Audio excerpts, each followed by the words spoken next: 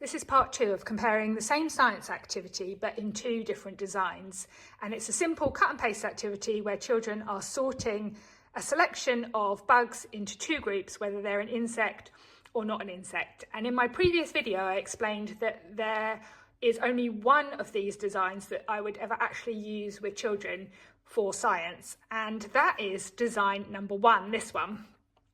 And there are a couple of reasons for that. So to start with, if we have a look at these other graphics, I do actually use these for other projects because they're adorable, they're really cute, but I wouldn't use them for this kind of activity, and that's because realistic images matter for science.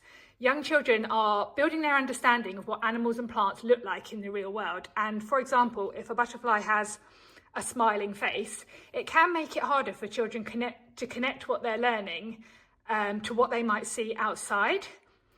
It also makes it difficult to spot the scientific detail that they need for identification. So for example, if we look at the bee, we can't clearly see that the bee has 3 body parts, something that defines an insect.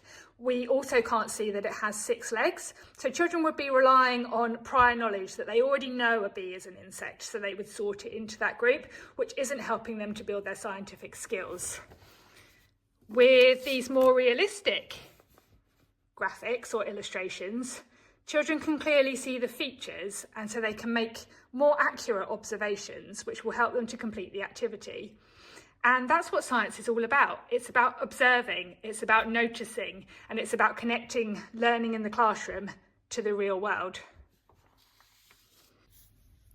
And keep an eye out for a future video where I'll go through some of my favourite graphic designers and clip artists and photo sites that you can use for getting images to use in your science resources so that you can create things that are realistic looking and ideal for teaching children about the world around them.